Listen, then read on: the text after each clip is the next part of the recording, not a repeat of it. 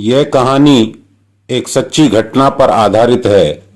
कहानी का शीर्षक है आत्मबोध।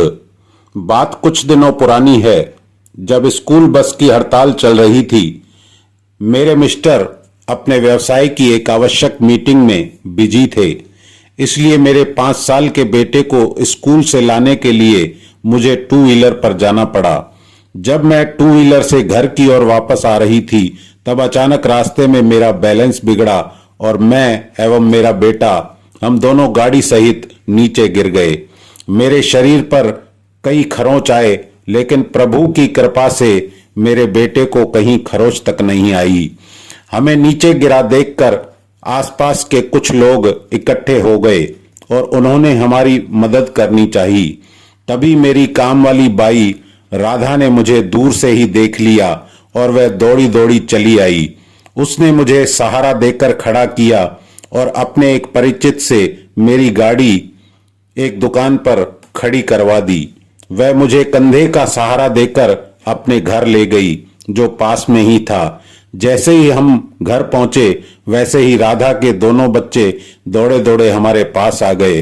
राधा ने अपने पल्लू से बंधा हुआ 50 का नोट निकाल और अपने बेटे राजू को दूध, बैंडेज एवं एंटीसेप्टिक क्रीम लेने के लिए भेजा तथा अपनी बेटी रानी को पानी गर्म करने को बोला।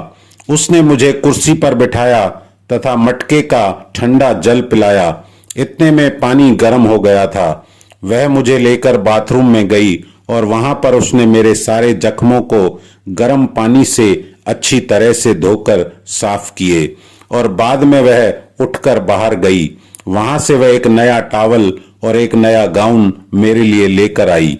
उसने टॉवल से मेरा पूरा बदन पोंछा तथा जहां आवश्यक था वह बैंडेज लगाई। साथ ही जहां मामूली चोट थी वहां पर एंटीसेप्टिक क्रीम लगाया। अब मुझे कुछ राहत महसूस हो रही थी। उसने मुझे पहनने के लिए नया गाउन दिया।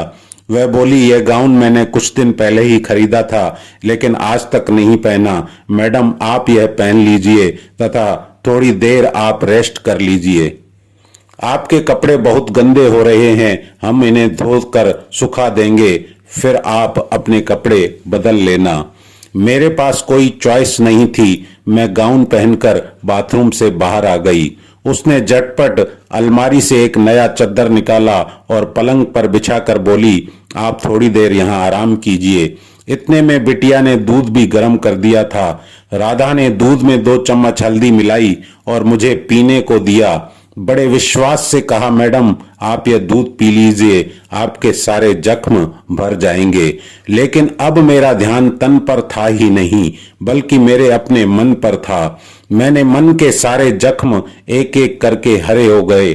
मैं सोच रही थी, कहां मैं और कहां यह राधा। जिस राधा को मैं फटे पुराने कपड़े देती थी, उसने आज मुझे नया टॉवल दिया, नया गाउन दिया और मेरे लिए नई बेडशीट लगाई। धन्य है यह राधा। एक तरफ मेरे दिमाग में यह सब चल रहा था, तब दूसरी तरफ राधा गरम गरम चपाती और आलू की सब्जी बना रही थी। थोड़ी देर से वह थाली लगा कर ले आई। वह बोली, आप और बेटे दोनों खाना खा लीजिए। राधा को मालूम था कि मेरा बेटा आलू की सब्जी ही पसंद करता है और उसे गरम गरम रोटी चाहिए, इसलिए उसने रानी से तैयार करवा दी थी। रानी बड़े प्यार से मेरे बेटे को आलू की सब्जी और रोटी खिला रही थी। मैं इधर प्रायश्चित की आग में जल रही थी। सोच रही थी, जब भी इसका बेटा राजू मेरे घर आता था, मैं उसे एक तरफ बिठा देती थी, उसको नफरत से देखती थी और इन दोनों के मन में हमारे प्रति कितना प्रेम है। यह सब सोचकर मैं आत्मग्लानि से भरी जा रही थी। मेरा मन दुखी और पश्चाताप से भर गया था। तभी मेरी नजर राजू के पैरों पर गई, जो लंगड़ा कर चल रहा था। मैंने राधा से पूछा, राधा इसके पैर को क्या हो गया, तुमने इलाज नहीं करवाया? राधा ने बड़े दुख भरे शब्दों में कहा, मैडम इसके पैर का ऑपरेशन करवाना है, जिसका खर्च करीबन 10,000 रुपए है।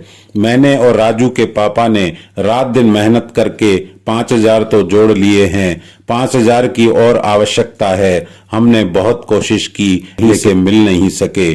ठीक है, भगवान पर भरोसा है, जब आएंगे तब इलाज हो जाएगा, फिर हम लोग कर ही क्या सकते हैं। तभी मुझे ख्याल आया कि राधा ने एक बार मुझसे 5,000 रुपए एडवांस मांगे थे। मैंने बहाना बनाकर मना कर दिया था। आज वही राधा अपने पल्लू में बंधे सारे रुपए हम पर खर्च करके खुश थी और हम उसको पैसे होते हुए भी मुकर गए थे और सोच रहे थे कि बला टली। आज मुझे पता चला उस वक्त उन लोगों को पैसों की कितनी सख्त आवश्यकता थी। मैं अपनी ही नजरों में गिरती चली जा रही थी। तब मुझे अपने शारीरिक जख्मों की चिंता बिल्कुल नहीं थी, बल्कि उन जख्मों की चिंता थी जो मेरी आत्मा को मैंने ही लगाए थे। मैंने दृढ़ निश्चय किया कि जो हुआ सो हुआ, लेकिन आगे जो होगा वह सर्वश्रेष्ठ होगा। मैंने उसी वक्त राधा के घर में जिन जिन चीजों का अभाव था उसकी एक लिस्ट अपने दिमाग में तैयार की। थोड़ी देर में मैं लगभग ठीक हो गई थी। मैंने अपने कपड़े चेंज किए, लेकिन वह गाउन अब मैंने अपने पास ही रखा और राधा को बोला, यह गाउन जब तुम्हें कभी भी नहीं दूंगी। यह गाउन मेरी जिंदगी का सबसे अमूल्य तोहफा है। राधा बोली, मैडम यह तो बहुत हल्की रेंज का है। राधा की बात का मेरे पास कोई जवाब नहीं था। मैं घर आ गई, लेकिन रात भर सो नहीं पाई। मैंने अपनी सहेली के मिस्टर, जो कि हड्डी रोग विशेषज्ञ थे, उनसे राजू के लिए अगले दिन का अपॉइंटमेंट लिया। दूसरे दिन मेरी किटी पार्टी भी थी, लेकिन मैं वह किटी पार्टी कैंसिल कर दी और राधा की जरूरत का सारा सामान खरीदा और वह सामान लेकर मैं राधा के घर पहुंच गई। राधा समझ ही नहीं पा रही थी इतना सारा सामान एक साथ मैं उसके घर में क्यों लेकर आई हूं। मैंने धीरे से उसको पास में बिठाया और बोला, मुझे मैडम मत कहो, मुझे बहन ही समझो। और हाँ, कल सुबह 7 बजे राजू को दिखाने चलना है। उसका ऑपरेशन जल्द से जल्द करवा लेंगे तो राजू ठीक हो जाएगा। खुशी से राधा रो पड़ी, लेकिन वह भी कहती रही कि मैडम यह सब आप क्यों कर रहे हो, हम बहुत छोटे लोग हैं, हमारे यहाँ तो सब चलता ही रहता है। खुशी से राधा रो पड़ी और गले लगा लिया। मैंने बोला, बहन रोने की जरूरत नहीं है, अब इस घर की सारी जवाबदारी मेरी है। मैंने मन ही मन कहा था, राधा तुम क्या जानती हो कि मैं कितनी छोटी हूँ और तुम कितनी बड़ी हो। आज तुम लोगों के कारण मेरी आंखें खुल सकी। मेरे पास इतना सब कुछ होते हुए भी मैं भगवान से और अधिक की भीख मांगती रही। मैंने कभी संतोष का अनुभव नहीं किया, लेकिन आज मैंने जाना है असली खुशी पाने में नहीं, देने में है। धन्यवाद।